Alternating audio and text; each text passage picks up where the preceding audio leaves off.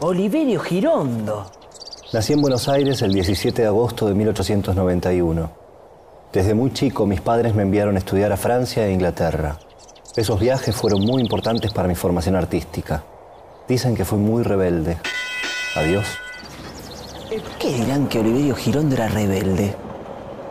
Disculpame, ¿te estabas preguntando sobre Girondo? Sí, justo me agarraste. Mira, dicen que era un rebelde por muchas anécdotas, pero hay una en particular cuando era muy pequeño estudiando su primaria en Europa. Tenía un profesor no muy enterado de las cosas que sostenía, además de varias cosas, asociar a Buenos Aires con indios y demás, que Buenos Aires era la capital de Brasil. Y Oliverio se sintió tan agraviado que le revolvió un tintero por la cabeza. ¡Apa! ¿Y él siguió viajando a Europa? ¿Cómo es eso? La primera vez que él viaja a Europa es en 1900 con los padres por la Exposición Mundial. Y después, bueno, viven un tiempo ahí y viaja periódicamente. De hecho, cuando sus padres le piden que estudie Derecho, él accede con la condición de que le pagaran un viaje anual a Europa. Y ahí empieza a recorrer muchísimos países que en sus dos primeros libros aparecen todos estos apuntes de viaje. Recién comenzados los años 20, Girondo publica sus 20 poemas para ser leídos en un tranvía. Y después lo publican en Buenos Aires.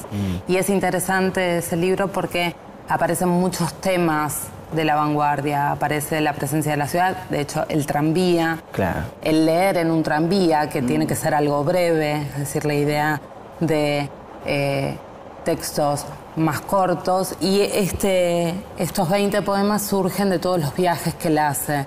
Entonces pone como apuntes de todas las ciudades en las que estuvo. Y con la idea también vanguardista de la simultaneidad y de una especie de collage, no los ordena cronológicamente como los diarios suelen estar ordenados, sino va poniendo ciudades y años sin ningún orden para dar toda una visión de conjunto. Este modo o estos apuntes de viaje vuelven a surgir en su segundo libro. 20 poemas para ser leídos en el tranvía. Ese fue su primer libro. Lo escribió en 1922. Bueno, ese libro habla de todas las ciudades que recorrió. Claro. Brest, Mar del Plata, Buenos Aires, Venecia, Río de Janeiro, Venecia, Biarritz, París y finalmente Madrid. Madrid. Es como un itinerario turístico, ¿me entiendes? Claro, claro. Bueno. En esa época, le cuento, la poesía se leía solamente en círculos cerrados y elitistas. Claro. Eso explicaría el título de su primer libro, ¿sabe? Claro, 20 poemas. Claro. Él quería que lo lean. Quería que lo lean en todos lados, hasta en los tranvías, ¿me entiendes? Apunte callejero.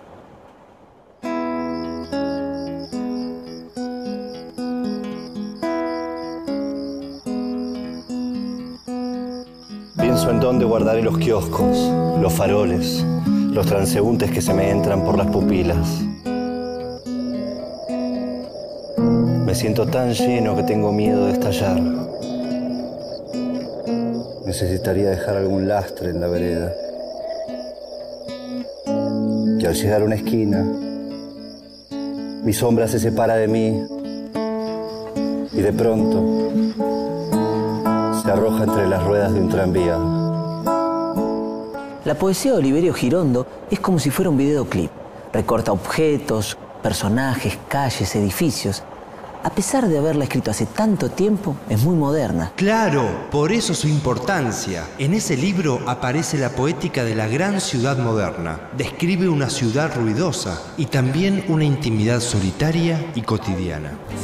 Se llama vanguardia al movimiento artístico o intelectual que resulta novedoso. ¡Epa, qué lindo! También podríamos definirlo como un conjunto de personas que se reúnen para mejorar la sociedad o el arte. ¿Entiende? Claro. Discúlpeme. Sí. Me están llamando. Bueno, qué suerte. Hasta luego. Bueno, vaya, sí. Hasta luego. Hasta luego. Cuidado. Entonces, sin dudas, Girondo abrió un camino para la poesía argentina y latinoamericana. Girondo nos brinda una mirada singular del mundo y con mucho humor. Les voy a recitar un fragmento del poema Nocturno de Oliverio Girondo. ¿A qué nos hace recordar el aullido de los gatos en celo? ¿Y cuál será la intención de los papeles que se arrastran entre los patios vacíos? Hora en que los muebles viejos aprovechan para sacarse las mentiras y en que las cañerías tienen gritos estrangulados como si se asfixiaran dentro de las paredes. Girondo crea en 1924, junto a Evar Méndez y algunos otros escritores y artistas, la revista Martín Fierro. En ella publicaron grandes autores como Jorge Luis Borges, Leopoldo Marechal, Leopoldo Lugones, Conrado Nalé Roxlo y Macedonio Fernández, entre muchos otros.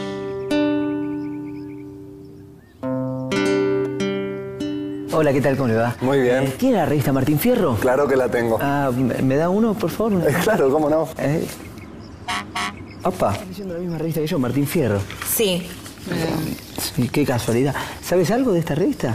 Sí, esta revista es como que contiene a los exponentes, a los jóvenes escritores de los años 20 que empiezan a experimentar un tipo de literatura más asociada a las vanguardias. En Martín Fierro empiezan a publicar Borges, Oliverio Girondo, Leopoldo Marechal, y es como que empiezan en estos movimientos de vanguardia a mostrar cierta cara de la modernidad de la ciudad. ¿Cuáles son las influencias que recibe Girondo? Las principales influencias que reciben en toda su obra poética tienen que ver con Europa, principalmente los movimientos vanguardistas europeos, en especial Francia, Mallarmé, Apollinaire, Valéry Larbaud.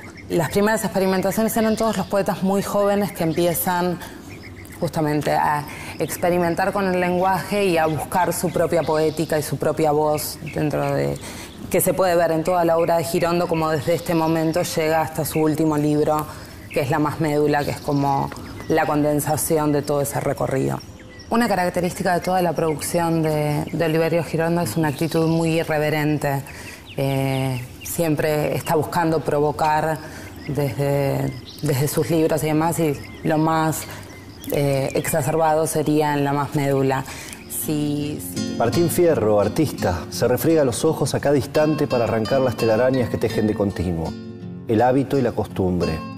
Entregar a cada nuevo amor una nueva virginidad y que los excesos de cada día sean distintos a los excesos de ayer y de mañana. Es necesario salir a la calle, vivirla con sus nervios y con su mentalidad de hoy. ¿Simpatiza usted con Martín Fierro? Colabore usted en Martín Fierro. Suscríbase usted a Martín Fierro. La luna como la esfera luminosa del reloj de un edificio público. Faroles enfermos de ictericia. Faroles con gorras de apache que fuman un cigarrillo en las esquinas. Canto humilde y humillado de los mingitorios cansados de cantar y silencio de las estrellas sobre el asfalto humedecido. La mirada poética de Girondo está orientada hacia las ciudades. Sí, claro. En su poesía aparecen personajes anónimos, mesas de bares, faroles, ventanas. Los poemas de Girondo, como cámaras fotográficas. Exacto, sí, lo mismo. Podrían pensarse que son como instantáneas, como flashes de situaciones o de ciudades, sobre todo en sus dos primeros libros. Entonces podríamos decir que Girondo es un poeta urbano. Y sí, sobre todo porque las ciudades es lo que más aparece en la vanguardia. Digamos, siempre está hablando de todos los elementos modernizadores de las ciudades, tanto las ciudades que ven Europa como la misma Buenos Aires. ¿Y después de Calcomanías, qué publicó? Y ya sobre los años 30, después del golpe de Uriburu derrocando a Irigoyen en 1932, cuando ya las vanguardias empiezan a disolverse, esos movimientos, Girondo insiste con este ademán provocador, innovador y además publica Espantapájaros. Espantapájaros. Que lo hace con una gran estrategia de marketing también. Pero bueno, y ahí abre el libro con un un caligrama al estilo Apollinaire, Ajá. así, en el que empieza a cuestionar todos los saberes, todas las instituciones, y si antes él estaba haciendo un viaje como horizontal o con otros lugares y otros escenarios, acá empieza a hacer un viaje más hacia las profundidades y el tratar de conocerse y ascender a través del conocimiento. Ah. No sé. Me importa un pito que las mujeres tengan los senos como magnolias o como pasas de uva. Un cutis de durazno o de papel de lija.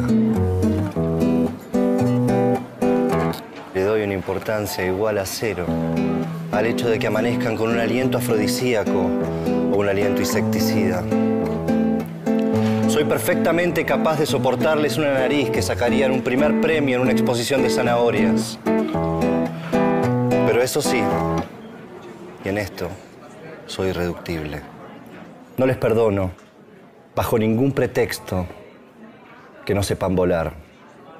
Si no saben volar, pierden el tiempo las que pretenden seducirme. ¿Y esto? Parece que para la presentación de su tercer libro, Espantapájaros, Oliverio Girondo hizo una réplica gigante de la portada. Es esa. Uy. Es una obra en papel maché pintada por el artista plástico Bonomi. El muñeco fue colocado en una carroza funeraria, de esas que van detrás del coche fúnebre llevando las flores. Estaba tirada por 6 caballos, con un séquito de lacayos vestidos de frac. Para la venta del libro, alquiló un local en la calle Florida y puso hermosas jóvenes como vendedoras. Parece que la publicidad fue muy exitosa. Sí, lo fue. El libro se agotó en un mes. El título de la obra es Espantapájaros y el subtítulo Al alcance de todos. Hasta luego. Que los ruidos te perforen los dientes como una lima de dentista y la memoria se te llene de rumbre, de olores descompuestos y de palabras rotas. Que te crezca en cada uno de los poros una pata de araña. Que solo puedas alimentarte de barajas usadas. Sobre Espantapájaros comentó su amigo el escritor Ramón Gómez de la Serna. Es uno de los pocos libros libres que no recomendaré para los colegios, pero que ayudan a vivir la vida. Todo es sugerente y soberbio en este libro, con sus mujeres que vuelan, con sus embajadores de Inglaterra con un bigote usado. Sí, lo que sucede es que en este momento Girondo ya es un poeta reconocido en el ambiente. Él se casó en el 43, ¿no? En el 43 se casa con Nora Lange, a quien había conocido en un banquete de honor a Ricardo Guiraldes que hicieron todos los miembros de Martín Fierro. Aprovechó ahí. Claro, la conoció porque Nora Lange también estaba con los Martín Fierristas y era como la niña mimada, la que escribía, y eran bastante condescendientes con Nora. Borges, Charlie y Girondo, principalmente. En el 42, ¿qué libro publicó? Y en el 42 publica otro de sus libros, que es Persuasión de los días, este que tengo acá, que según uno de los estudiosos de él dice que en este libro Girondo pasa de la geografía a la ética, como que aparecen otros temas que le interesan y aparece como más angustia del yo poético y un tratamiento así de los temas. Apa. Cuando voy a sentarme, advierto que mi cuerpo se sienta en otro cuerpo, que acaba de sentarse a donde yo me siento. Y en el preciso instante de entrar en una casa, descubro que ya estaba antes de haber llegado. En ese libro que estás leyendo, Girondo deja de lado la ciudad y muestra su visión del campo argentino. Además, se aleja de la renovación del lenguaje y los juegos de palabras. Has preferido campo, el ascetismo de negarte a ti mismo. Fuiste viva presencia o fiel memoria desde mi más remota prehistoria.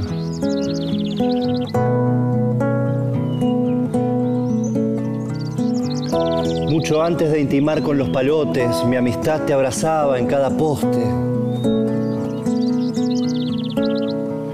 Chapaleando en el cielo de tus charcos, me rocé con tus ranas y tus astros. Junto con tu recuerdo se aproxima el relente a distancia y pasto herido, con que impregnas las botas la fatiga. Galopar, galopar. Ritmo perdido. Hasta encontrarlo dentro de uno mismo. ¿De qué año será Campo Nuestro? Ese poema salió en 1946, publicado. Y es como el poema más extraño en la producción de Girondo porque es en un punto al menos urbano. Claro. Habla de una recuperación de la pampa, como un intento de dar cuenta de esa dimensión y de esas raíces que buscan como el ser nacional y demás. Claro. De todas maneras, Girondo no se queda en esa postura y ya 10 años después va a publicar su libro En la más médula, el último libro que publica en 1956. Y en 1960, creo, más o menos por ahí, hacen una grabación y hay un long play con todos los poemas de En la más médula, con la voz de Girondo. Me dio unas ganas de leer. Vos, Tatacombo. Sí, vos. Soy yo. Di, no me oyes, Tataconco. Soy yo sin vos. Sin vos aquí, yoyando, con mi yo solo que yoya y yoya y yoya, entre mis subyoyitos tan nimios, micropsíquicos. Lo sé y tanto. Desde el yo mero mínimo al verme yo, harto en todo, junto a mis ya muertos y revivos yoes, siempre, siempre yoyando y yo yoyando, siempre. Todos los poemas de La más médula lo que están mostrando es cómo Girondo hace estallar el lenguaje, hace estallar todos los sentidos de las palabras. Enrique Molina dice que cada frase se convierte en una galaxia verbal. Y ahí se ve que ese juega no solamente con los significados, sino también con los sonidos. Hay todo un juego fonético que le da mucha musicalidad a los textos que aparecen en La más médula.